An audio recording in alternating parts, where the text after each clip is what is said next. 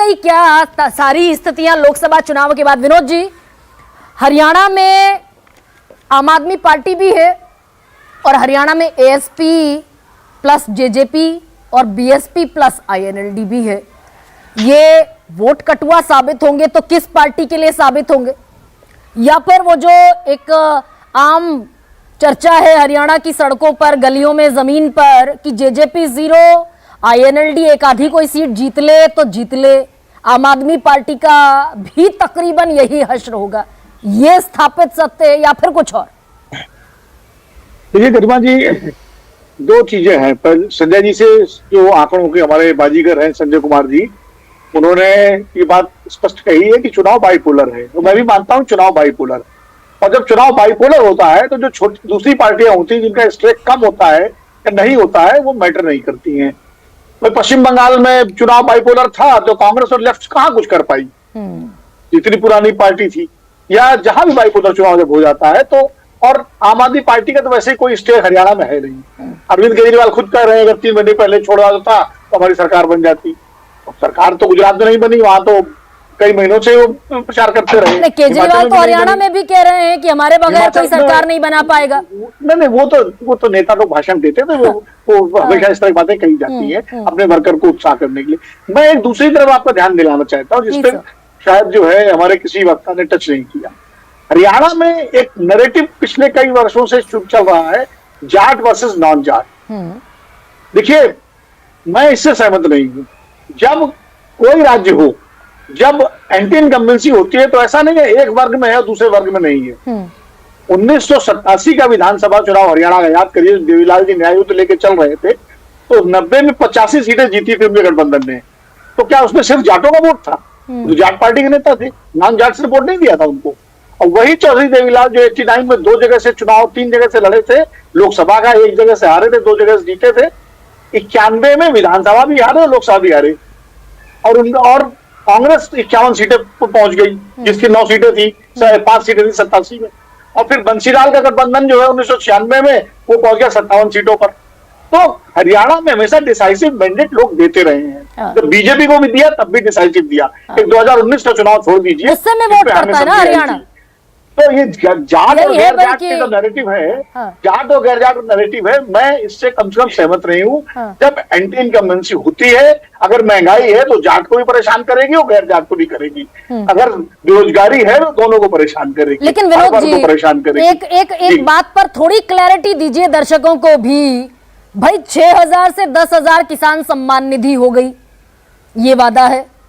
पक्की पेंशन की सरकारी नौकरी हो गई, ये भी वादा है। 1200 रुपए का चेक खुद प्रधानमंत्री नरेंद्र मोदी देंगे, ये भी वादा है। और वो डीलर और दलाल और दामाद वो सब खत्म हो जाएंगे, ये भी वादा है। इन सारी घोषणाओं का इम्पैक्ट 0, आप ये कहना चाह रहे हैं? देखिए, इम्पैक्ट 0 कहिए जो भी, या कम कहिए, दरअसल 10 साल से सरकार है ना, तो जो वोटर है वो देखता है 10 साल में आपने हमारे लिए क्या किया। अब आप हमको सब जवाब दिखा रहे हैं तो ठीक है, सब जवाब आप दिखाते रहिए। 10 साल में तो आप जब अग्निवीर लाए तो आपने नहीं सोचा कि पेंशन चाहिए। आपने जब किसान सम्मान निधि आपने 6,000 घोषणा किया, आप 10,000 कर रहे हैं क्योंकि आपको नाराजगी का डर है। तो हो सकता है थोड़ा बहुत इसका कहीं असर पड़े भी, लेकिन मुझे नहीं लगता इतना बड़ा असर पड़ेगा कि एकदम से जो है अगर हवा खिलाफ है तो वो एकदम पक्ष में बहने लगेगी। क्योंकि 10 साल का शासन अगर नहीं होता तो जरूर इन चीजों का असर पड़ता। अब विजेंद्र में भी ये जो तीन इधर हैं, अनिल विज है, राव इंद्रजीत सिंह हैं और नायब सिंह सैनी है। आपने जो एक is equal to Anil Vij और नायब सिंह सैनी और तीसरा नाम राव इंद्रजीत सिंह का इज इक्वल टू कुमारी शैलजा, रणदीप सुरजेवाला और भूपेंद्र सिंह हुड्डा, तो पोस्टर तो लग गए अब की बार हुड्डा सरकार। तो ये कांग्रेस में तय है कि अगर कांग्रेस ने बाजी मार ली तो मुख्यमंत्री तो हुड्डा है, या वो जो बीजेपी कह रही है कि सीनियर हुड्डा और जूनियर हुड्डा में भी लड़ाई है? नहीं, इसमें कोई कंफ्यूजन नहीं है कि वहां पर हुड्डा ही चीफ मिनिस्टर होंगे कि यदि कांग्रेस की सरकार बनती है तो सीनियर जूनियर में कोई फर्क नहीं पड़ रहा। वो तो मुलायम सिंह जी की तरफ से भी हो सकता है, लेकिन वो इशू नहीं है ना वहां पर। हुड्डा वहां पर इशू है कि भाई हुड्डा साहब वहां पर बनेंगे। एक बात मैं आपसे सुन नहीं पाया था, आप कह रहे थे कि कुछ गठबंधन बने 2 और किसी ने बनवाए, मुझे नहीं पता किसने बनवाए हैं। ये जो 2 गठबंधन बने हैं, अब वो नतीजों में पता पड़ेगा आपको कि किसने बनवाए हैं किसने नहीं बनवाए हैं। जेजेपी का और ये सारा। हाँ। ये मुस्कुराहट बहुत कुछ कह रही है विजय जी, कह दीजिए, आप तो माहिर हैं वो वन लाइनर वाला जो आपका मैं स्टेटमेंट। ज्यादा नहीं समझता, मैंने कहा कि ये कुछ गठबंधन बनवाए हैं, ऐसा घाव करें गंभीर चलता है। नहीं, मैंने ये नहीं अभी कहा, मैंने देखिए- कहा कि भाई गठबंधन बगैर सोचे समझे तो बने नहीं होंगे। जेजेपी जो जाटों की पार्टी, आईएनएलडी जाटों की पार्टी, बीएसपी दलितों की पार्टी, चंद्रशेखर आजाद दलितों के नए नए नेता, तो दलितों से जो जाटों का कॉम्बिनेशन हुआ, ये बगैर सोचे समझे तो हुआ नहीं होगा। नहीं, मैंने ये नहीं कहा कि आपने ऐसे कहा, मैंने कहा मुझे ऐसा सुनाई दिया। ठीक है, कैरी ऑन सर। लेकिन मैं एक चीज ये कह रहा हूं कि जब हम एंटी इनकम्बेंसी की बात कर रहे हैं, तो एंटी इनकम्बेंसी का मैसेज तो हरियाणा के वोटर ने 2019 के चुनाव में विधानसभा में दिया था। अब आप लेट जागे, आपका बहुमत को 40 सीटों पर ला दिया था ना, तो 5 साल पहले भी वो एंटी इनकम्बेंसी वहां के वोटर ने दिखाई। उसके बाद भी आप 4.5 साल एक मुख्यमंत्री या सरकार को उसी तरह से चलाते रहे, और लास्ट मिनट पर आपने ये एक्सरसाइज, ठीक है। और मोटे तौर पर ये चुनाव बाइपोलर जैसा ही है कि, और मुझे नहीं लग रहा कि हरियाणा का चुनाव आज की तारीख में मोदी वर्सेस राहुल के नैरेटिव वाला इलेक्शन, वहां कांग्रेस वर्सेस बीजेपी का इलेक्शन है। और वो क्योंकि हुड्डा साहब भी एक मजबूत नेता है, तो उनके लिए, या नायब सिंह है या जो भी है, कांग्रेस वर्सेस बीजेपी है, और वोटर को तय करना है कि क्या वो तीसरी बार बीजेपी की सरकार चाहता है, जिसे उसने दूसरी बार में भी एक बड़ा झटका दे दिया था। अरे आप समझ रहे हैं प्रेडिक्ट बात? कर दीजिए, आपने 40 सीटों की बात छेड़ी थी विजय जी, भाई 40 पर मुझे समेट याद दिया, आया, 46 का बहुमत था, 40 पर ला दिया, जेजेपी के 10 लाने पड़े साथ। आप प्रेडिक्ट कर दीजिए 40 पर 19 में 24 में कितने पर? नहीं, अब तो मैं तो ये कह रहा हूँ, 5 साल पहले भी जनता ने एक मैसेज दिया था। ऐसा होता है ना कि जैसे कभी कोई बड़ी बीमारी होती है तो उसकी छोटी बीमारियां पहले आपको दिखाई देती। अब या तो आप छोटी बीमारियों का इलाज तुरंत कर ले, जैसे कहते हैं भाई कैंसर की ये स्टेज है 3rd पे 4th पे, आपने फर्स्ट पे कर लेते डिटेक्ट। नहीं, लेकिन तो अनंत विजय कह रहे हैं भाई गुजरात में ओवरहॉलिंग की थी, सारा मंत्रिमंडल बदल दिया था, बेस्ट एवर परफॉर्मेंस रहा शायद 27 साल बाद, इतनी बढ़िया सीटें आ गई। नहीं, वो तो उसमें कोई परेशानी, मैं तो इसलिए कहा कि 18 साल की एंटी इनकम्बेंसी हम मध्य प्रदेश में कह रहे थे, वहां पर तो सरकार बन गई ना। उन मुख्यमंत्री को भी हमने नहीं रखा, उसके बाद भी बन गई। तो चुनाव नतीजे अलग अलग तरीके से होते हैं, लेकिन अभी मुझे लगता है कि बाइपोलर इलेक्शन है, केवल स्टेट पॉलिटिक्स पर डिपेंडेंट है, और किसान पहलवान ये जो है वो इशू आज की तारीख में है। और अब ये हवा जो है ना, अगले 5 दिन में कितनी बदलेगी मैं नहीं कह सकता, लेकिन ठीक है। और हर बार आप तो लगाए रखते हैं कि चुनाव जीतना ही है, चुनाव तो होने बाइपोलर इलेक्शन है, स्टेट पॉलिटिक्स पर डिपेंडेंट है, ऐसे में विनोद शर्मा सर, अगर ये स्टेट पॉलिटिक्स पर डिपेंडेंट है तो राहुल गांधी की यात्रा क्या इंड्यूस करेगी कांग्रेस के जनादेश में? आप ये मुझे बताइए कि मध्य प्रदेश का इलेक्शन किसके दम पे जीती बीजेपी? प्रधानमंत्री के नाम पर जीती। अच्छा, अरे भाई शिवराज सिंह चौहान को आप लाइए, लाडली बहन मैं तो योजना, फिर आप 70-30 सारी योजनाएं दूंगा। ले आइए। हाँ। 70-30 दूंगा मैं तो credit, 70% to Shivraj, 30% to other leaders of the योजनाएं चलाई बीजेपी। शिवराज सिंह चौहान ने। देखिए, शिवराज सिंह चौहान इतने इंडिस्पेंसिबल हो गए कि अब उनको एक बड़ा अहम क्या कहते हैं मंत्रालय दिया गया है केंद्र में, और पूरी कोशिश के बावजूद उनको साइडलाइन नहीं कर सके।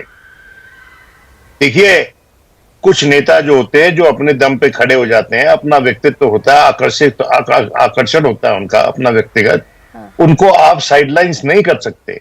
और किसी भी पॉलिटिकल पार्टी को इस जोखिम को नहीं उठाना चाहिए, और बीजेपी को कांग्रेस से सीखना चाहिए, इंदिरा गांधी वाले कांग्रेस से।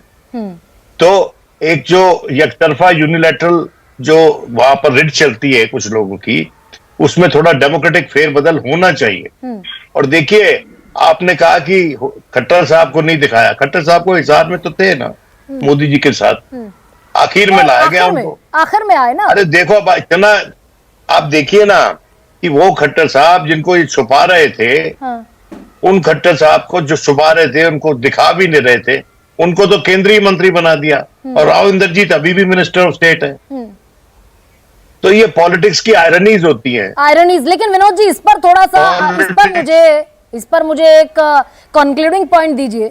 स्टेट पॉलिटिक्स पर इलेक्शन लड़ा जाना है, विजय जी कह रहे हैं, तो स्टेट पॉलिटिक्स पर, स्टेट हॉर्सेस पर, जब पॉलिटिक्स पर ये इलेक्शन लड़ा जाना है, तो राहुल गांधी की ये 4 दिन की यात्रा क्या इंड्यूस करेगी? देखिए हरियाणा के अपने नेता हमेशा रहे हैं। देवीलाल, बंसीलाल, भजनलाल, भूपेंद्र सिंह हुड्डा, इनके अपने नेता थे और राष्ट्रीय स्तर के नेता थे। तो हरियाणा जो है वो सेल्फ कंटेन्ड है लीडरशिप के मामले में। हाँ, आज के दिन मुझे थोड़ा टैलेंट डेफिसिट बीजेपी में नजर आ रहा है, लेकिन वो भी वक्त के साथ मैं समझता हूं उसकी भरपाई हो जाए। ठीक, अनंत विजय, बहुत छोटा सा रिएक्शन इस बात पर दीजिए, मैं कंक्लूड करूंगी फिर संजय जी से। अनंत जी, 2019 का जिक्र किया विजय सर ने, विजय त्रिवेदी ने, 19 में 40 पर आ गए, बहुमत नहीं था अपने दम पर भारतीय जनता पार्टी के पास, तो 5 साल और निकल गए उसी रिलेक्टेंट मुख्यमंत्री के साथ। मुझे एक तो बात आप लोग लगातार कह रहे हैं खट्टर साहब चुनाव में दिखाई नहीं दे रहे, पता नहीं कहां नहीं दिखाई दे रहे आप लोग को। खट्टर साहब के तो अंबाला में कार्यकर्ताओं को डांटते हुए विजुअल इतने वायरल हो रहे हैं, अंबाला से लेके भाई प्रधानमंत्री मोदी की रैली में जिसमें इलाके के सारे विधायक हो, सारे मंत्री हो, कैबिनेट के, वहां खट्टर साहब नहीं थे भाई।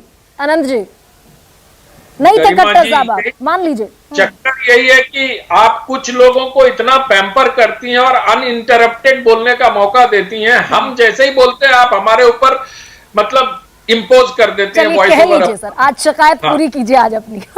नहीं वो तो पूरी होगी नहीं, क्योंकि आप ना होने देगी कभी और ना हम उसको पूरी होना चाहेंगे कि आप करें। नहीं, ये फैक्ट है, इसलिए मैंने फैक्ट अपना दुरुस्त कर दिया कि भाई कुरुक्षेत्र की जो पहली रैली हुई प्रधानमंत्री की, उसमें खट्टर साहब नहीं थे। आप ये कहो कि प्रधानमंत्री की रैली में नहीं दिखाई देते, आप कह रहे हो कि खट्टर साहब को छुपाया जा रहा है। ठीक है, वो छोटी छोटी वो जो कमरों वाली सभाएं वो कर रहे हैं संजय जी। और छोटा सा 10 सेकंड में मुझे हरियाणा चुनाव की एक सीधी तस्वीर, साफ तस्वीर दिखा दीजिए संजय। फिर आप ट्विस्ट कर रही हैं। कमरों में अगर खट्टर साहब की रैली हो, सीधी बात है, मुकाबला बाइपोलर है कांग्रेस और बीजेपी के बीच में।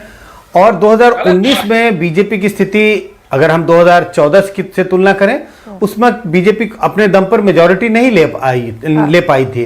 2019 के बाद एक दूसरा चुनाव होता है, 2024 का चुनाव, बीजेपी की स्थिति और खराब होती है। और मैं बार बार जिसको कह रहा हूं कि 2024 के लोकसभा चुनाव के बाद मुझे ऐसे कोई संकेत नहीं मिलते जिससे ये लगे कि बीजेपी का ग्राफ 2024 लोकसभा चुनाव के बाद ऊपर गया है। बीजेपी की स्थिति बहुत अच्छी नहीं है, कांग्रेस फ्रंट फुट पर खेल रही है। कांग्रेस फ्रंट फुट पर इस समय खेल रही है। और ये CSDS के one of the finest psephologist Sanjay Kumar कह रहे हैं, लेकिन उसके बावजूद जनता जनार्दन है, 5 को मतदान है और 8 को आपका फैसला, हरियाणा की जनता का फैसला सबके सामने होगा। तो तब तक कम से कम इंतजार किया जा सकता है। सबसे बड़ा सवाल में इतना है। सबसे बड़ा सवाल